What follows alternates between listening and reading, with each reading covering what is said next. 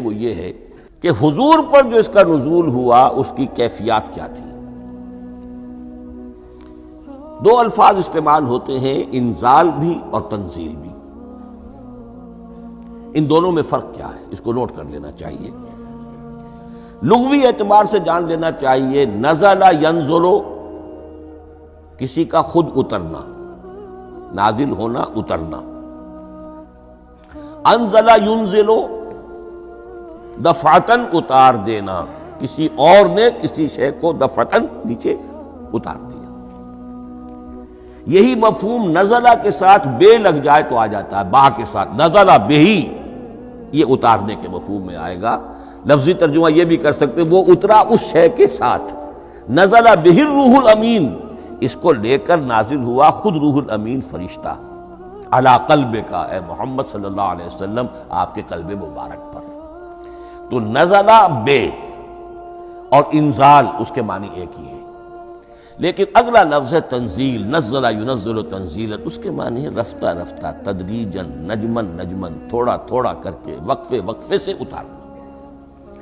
جیسے عربی میں اعلام کہیں گے کسی کو کچھ بتا دینا، باخبر کر دینا، مطلع کر دینا، بھائی مطلع کر دیا میں نے، اب تم جانو تمہارا کام، یہ اعلام کہلائے گا۔ تعلیم کسے کہتے ہیں؟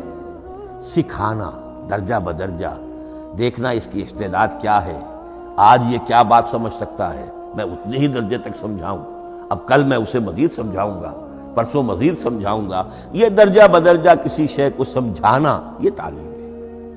تو انزل ینزل انزالا، یہ ہے اتار دینا دفعتاً، اور نزل ینزل تنزیلا، یہ ہے تدریجاً اتارنا۔ اب قرآن مجید کے لیے یہ دونوں الفاظ مستعمل ہیں، لیلۃ القدر اور لیلۃ المبارکہ۔ اب یہ دو بھی نوٹ کر لیجئے، قرآن مجید میں چونکہ اہم مضامین کم سے کم دو جگہ پر ضرور آتے ہیں۔ انا انزلناہ فی لیلۃ القدر، یہاں انزلنا ہے، نزلنا نہیں ہے، انزلنا ہے، ہم نے اتارا اس کو لیلۃ القدر میں۔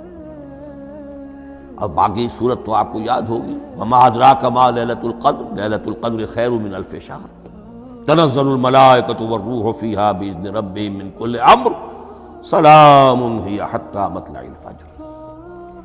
لیکن یہ اہم مضمون قرآن مجید میں دوسری جگہ بھی ہے۔ سورہ دخان کے شروع میں فرمایا حامیم والکتاب المبین انا انزلناہ فی لیلۃ مبارکۃ انا کنا منذرین فیہا یفرق کل امر حکیم امرا من عندنا انا کنا مرسلین رحمتا من ربک انہ هو السمیع العلیم۔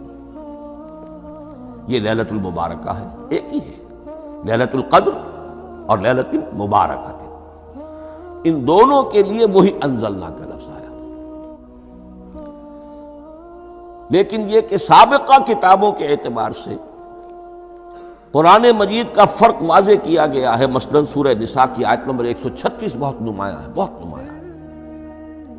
وہاں فرمایا گیا یا ایھا الذین آمنوا آمنوا باللہ ورسولہ والکتاب الذی نزل علی رسولہ والکتاب الذی انزل من قبل۔ اے ایمان کے دعوے دارو، حقیقتاً ایمان لاؤ، ایسے ایمان لاؤ جیسے ایمان لانے کا حق ہے، اللہ پر بھی اور اس کے رسول پر بھی، اور اس کتاب پر بھی جو اللہ نے اپنے رسول پر نازل فرمائی، اور اس کتاب پر بھی جو اللہ نے پہلے نازل فرمائی۔ لیکن نازل کے لیے یہاں آیا حضور کے لیے والکتاب الذی نزل علی رسولہ، تنزیل کی شکل میں، اور تورات کے لیے والکتاب الذی انزل من قبل، وہ تو دفعۃ واحداً لکھی ہوئی تختیوں کی شکل میں حضرت موسیٰ علیہ السلام کو دے دی گئی تھی۔ تو یا ایھا الذین آمنوا آمنوا باللہ ورسولہ والکتاب الذی نزل علی رسولہ والکتاب الذی انزل من قبل۔ یہ جو تنزیل ہوئی ہے حضور پر، یعنی لیلۃ القدر میں جو رمضان مبارک میں ہے، پورا قرآن لوح محفوظ سے، کتاب مکنون سے، ام الکتاب سے نقل کر کے اتار دیا گیا سمائے دنیا تک۔ پہلا آسمان جسے ہم کہتے ہیں سمائے دنیا، وہ آسمان جو قریب ترین ہے دنیا کے، وہاں سے اب یہ درجہ بدرجہ تھوڑا تھوڑا چند آیتیں، چند سورتیں، پھر آیتیں، پھر سورتیں، یہ نازل ہوا محمد الرسول اللہ صلی اللہ علیہ وسلم پر۔ گویا کہ پہلا مرحلہ انزال کا ہے، پورا قرآن لوح محفوظ یا کتاب مکنون یا ام الکتاب سے نقل کر کے اتار دیا گیا سمائے دنیا تک۔ یہ ہے انزلہ ینزل انزالا، انا انزلناہ فی لیلۃ القدر انا انزلناہ فی لیلۃ مبارکہ۔ لیکن محمد الرسول اللہ پر یہ نازل ہوا اب تھوڑا تھوڑا، نجمن نجمن، درجہ بدرجہ، تدریجن۔ یہ ہے تنزیل۔ اس تنزیل کی حکمت قرآن مجید میں بیان ہوئی ہے، اور اس اعتبار سے کہ اہل عرب نے، اہل مکہ نے اعتراض کیا تھا کہ یہ پورا قرآن کیوں نہیں محمد ایک ہی مرتبہ پیش کر دیتے صلی اللہ علیہ وسلم۔ اس میں جو چیز مضمر تھی وہ یہ تھی کہ چونکہ یہ حقیقت میں اللہ کا کلام نہیں ہے، یہ محمد کا اپنا کلام ہے، تو کوئی شاعر دنیا میں ایسا نہیں ہے جو ایک دم اپنا پورا دیوان دے دے۔ وہ تو ساری عمر میں تھوڑا تھوڑا، آج غزل کہی، کل قصیدہ کہا، پرسوں کچھ اور کہا، پھر وہ جمع ہوتا ہے تو وہ دیوان بنتا ہے۔ اسی طریقے سے تو یہ کر رہے ہیں۔ اگر یہ اللہ کا کلام ہوتا تو بیک وقت آ جاتا۔ یہ تو ذرا محنت کرتے ہیں، کچھ اس کے اندر اس کو اپنی محنت سے کوشش کر کے کچھ موضوع کرتے ہیں، کلمات، الفاظ، اور اس طریقے سے رفتہ رفتہ لے کر آ رہے ہیں۔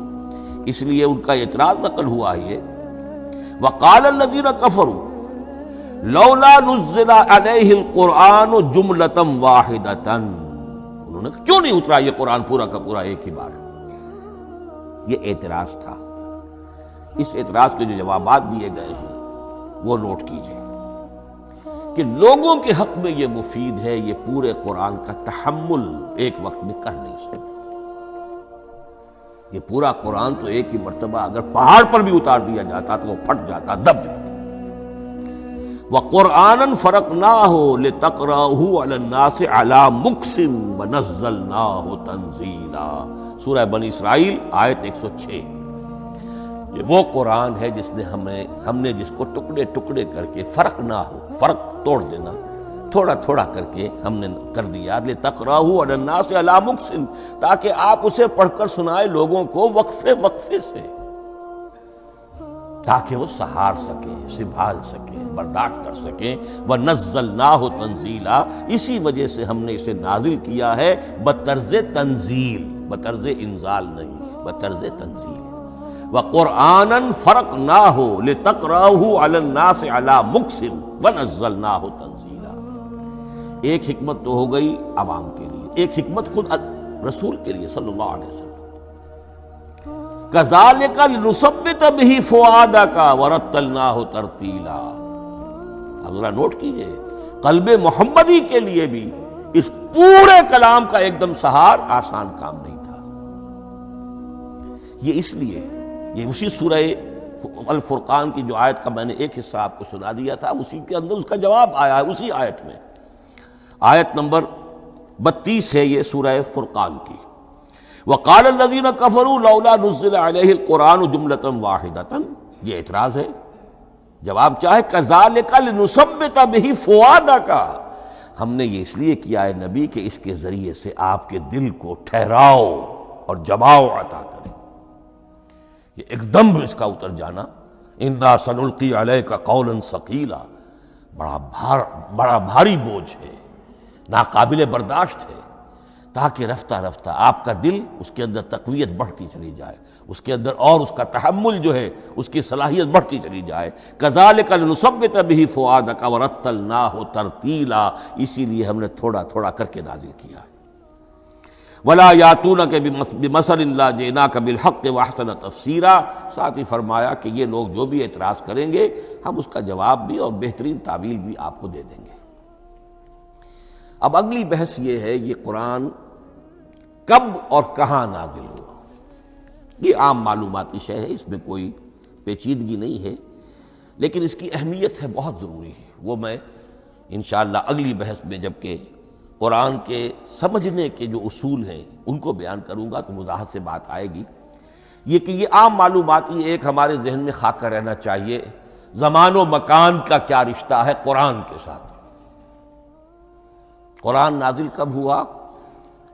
ہمارا چونکہ عام طور پر جو معمول ہے، ہم تو جو کرسچین ایرا ہے اس کے حوالے سے ہمارے ذہن کے اندر سارا حساب کتاب ہے، تو سن 610 عیسوی سے لے کر 632 عیسوی تک شمسی حساب سے 22 سالوں میں قرآن نازل ہوا ہے۔ 571 حضور کی ولادت کا سال ہے، 571 عیسوی۔ 610 میں آپ 39 سال کے ہوئے، لیکن قمری حساب سے 40 کے ہو چکے۔ 610 میں قرآن کی تنزیل شروع ہوئی اور 632 میں آپ کا انتقال ہوا۔ 22 برس زمانی اعتبار سے نقشہ ذہن میں رکھیے، اور اسے ہم اگر دوسرے حساب سے کہیں گے تو عام الفیل، وہ جو ابرہہ آیا تھا بیت اللہ کو ڈھانے کے لیے، وہ سال عربوں میں بہت مشہور ہو گیا تھا، اور وہی سال حضور کی ولادت کا ہے۔ تو عام الفیل ہی میں حضور کی ولادت ہوئی، لہذا 40 عام الفیل میں قرآن مجید کا نزول شروع ہوا، اور 11 ہجری تک یہ 23 برس بنتے ہیں قمری حساب سے۔ ایک رائے یہ بھی ہے کہ قرآن کا نزول 20 برس میں ہوا ہے، اور اس میں وضاحت یہ ہے کہ پہلے 3 سال اللہ تعالی نے ایک فرشتے کو، حضرت اسرافیل علیہ السلام کو مامور کیا تھا حضور کی تعلیم پر۔ دنیاوی اعتبار سے حضور نے کوئی تعلیم حاصل نہیں کی، آپ امی تھے۔ آپ نے دنیاوی اعتبار سے کسی کے سامنے زانو تلمس طے نہیں کیا، کہیں کوئی تعلیم حاصل نہیں کی، کہیں کوئی تحصیل علم نہیں کی، لیکن اللہ تعالیٰ نے علمہ شدید القوا، اللہ تعالیٰ نے جو کچھ انہیں سکھایا ہے، جو علم انہیں عطا کیا ہے، تو ایک روایت یہ ہے کہ 3 برس تک، اور اس کے بعد پھر قرآن نازل ہونا شروع ہوا، تو 20 برس تک قرآن نازل ہوا۔ لیکن وہ لوگ بھی مانتے ہیں کہ سورہ علق کی آیتیں نازل ہو چکی تھی، پھر 3 برس کا وقفہ ہے۔ سورہ علق کی آیتیں کیا ہے؟ جو پہلی وحی ہے، اقرأ بسم ربک الذی خلق، خلق الانسان من علق، اقرأ وربک الاکرم الذی علم بالقلم، علم الانسان ما لم یعلم۔ گویا کہ بسم اللہ ہو رہی ہے محمد الرسول اللہ صلی اللہ علیہ وسلم کی تعلیم کی، اور جن گھرانوں میں یہ رواج ابھی تک چل رہا ہو، بسم اللہ بچوں کی کراتے ہیں، ایک تقریب کی شکل میں منعقد کرتے ہیں، ہمارے ہاں یہ رواج تھا، اب ہم چھوڑ چکے ہیں، کہ جو تقریب بھی حضور کی اور صحابہ کی زندگیوں سے ثابت نہ ہو، ہمیں کوشش کرنی چاہیے کہ ان تقریبات کا سلسلہ منقطع کریں۔ ما انا علیہ واصحابی، ہماری تقریبات جو ہیں وہ بس وہیں تک محدود رہنی چاہیے۔ بہرحال وہ جو ایک چلتی ہے روایت، 4 سال 4 مہینے 4 دن کا بچہ یا بچی ہے تو بسم اللہ یہی آیتیں پڑھی جاتی ہیں۔ پڑھ تو نہیں سکتا، انگلی رکھ کر پڑھانے والا کوئی عالم دین بیٹھ جاتا ہے سامنے، وہ نہا دھو کر بچہ یا بچی بیٹھی ہوئی ہے، اور اس کو اقرأ بسم ربک الذی خلق، خلق الانسان من علق، اقرأ وربک الاکرم الذی علم بالقلم، علم الانسان ما لم یعلم۔ اب اس میں تو سارا پڑھنے پر زور ہے، حصول علم پر زور ہے، کسی تبلیغ کا حکم ہی نہیں، ابھی رسالت کا کوئی تذکرہ کچھ بھی نہیں، اس میں تو قیامت کا بھی کوئی ذکر نہیں۔ اب اس کے بعد روایت یہ ہے کہ 3 برس تک پھر حضرت اسرافیل دن رات حضور کے ساتھ رہے ہیں، اور آپ کی تعلیم ہوئی ہے، اور پھر 3 برس کے بعد پھر وحی کا سلسلہ شروع ہوا ہے، واللہ عالم۔ لیکن یہ کہ جب سورہ اقرا نازل ہو چکی ہے، اس کی 5 آیتیں، تو وہ 3 برس بھی اس کا وقفہ شمار ہوں گے، زمانہ نزول پھر وہی 23 برس رہے گا۔ اسی کے ساتھ میں نے عرض کیا تھا کہ دوسری بات یہ، کہاں نازل ہوا قرآن؟ ایک لفظ میں تو یہ سمجھ لیجئے یہ حجاز میں نازل ہوا۔ حجاز جزیرہ نمائے عرب کا ایک خاص حصہ ہے، پہاڑی سلسلہ، یوں سمجھ لیجئے، اس کو ذہن میں رکھیے۔ جزیرہ نمائے عرب جو ہے وہ شمال سے جنوب کی طرف چوڑا ہوتا جاتا ہے، شمال میں شام اور عراق کی طرف جاتا ہے تو وہ تنگ ہے، پھر نیچے چوڑا ہو رہا ہے۔ اس کا جو مغربی ساحل ہے، جس پر جدہ کی بندرگاہ بھی ہے، ینبو کی بھی ہے، اس کے کہیں وہ ایک میدان شروع ہوتا ہے ساحل سے، کہیں وہ بہت مختصر ہے، کہیں خاصا چوڑا ہے، اس کو کہتے ہیں تہامہ۔ پھر ایک پہاڑی سلسلہ ہے، اس کو کہتے ہیں حجاز۔ یہ پہاڑی سلسلہ جو ہے اس کے بعد جو ہے وہ نجد کہلاتا ہے، وہ سطح مرتفع ہے، پلیچو۔ تو یہ 3 حصے ہیں جزیرہ نما عرب کے جغرافیائی اعتبار سے. اور حجاز کہتے بھی ہیں پردے کو، حاجزن، پردہ جو 2 چیزوں کے درمیان حائل ہو جائے. تو یوں سمجھیے کہ یہ فلیٹ ہے نجد کا، اور یہ فلیٹ ہے میدان، یہ ہے تہامہ کا، اور درمیان میں یہ پہاڑی سلسلہ کھڑا ہوا ہے. تو یہ گویا کہ ان دونوں کو جدا کر رہا، یہ حجاز ہے. اس حجاز ہی کا شہر مکہ ہے، اس حجاز ہی کا شہر مدینہ ہے، اس حجاز ہی کا شہر طائف ہے، اس حجاز ہی کی آخری ٹپ سمجھ لیجئے تبوک ہے. تو حضور صلی اللہ علیہ وسلم کی پوری زندگی آغاز وحی کے بعد سے لے کر وہ اسی علاقے کے اندر. پہلے آپ مکے میں تھے، قرآن مجید کی جو صورتیں اس دور میں نازل ہوئیں، یہ آیتیں نازل وہ مکیات کہلاتی ہیں. پھر آپ نے ہجرت کی، اور ہجرت کر کے جب آپ جا رہے تھے اس دوران میں بھی کچھ قرآن نازل ہوا اثناء ہجرت میں.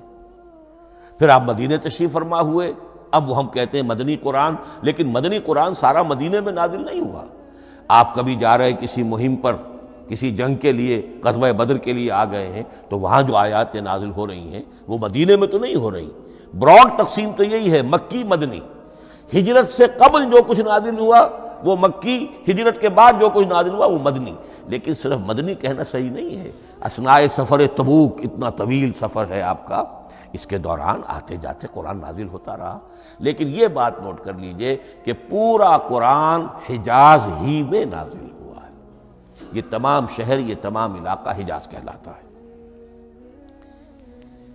ایک اور بحث جو ہم اسی اپنی پہلی نشست میں مکمل انشاءاللہ کر لیں گے، وہ ہے محفوظیت قرآن کی بحث. میں نے عرض کیا تھا کہ 3 چیزوں پر ہمارا عقیدہ مشتمل ہے. یہ اللہ کا کلام ہے، نمبر 1. نازل ہوا محمد الرسول اللہ پر صلی اللہ علیہ وسلم. اسی لیے ہم نے کلام سے متعلق کچھ مباحث علمی گہرائی میں اتر کر وہ سمجھے. حضور پر اس کے نزول، انزال اور تنزیل کے مختلف مراحل کو سمجھا. اب اس کی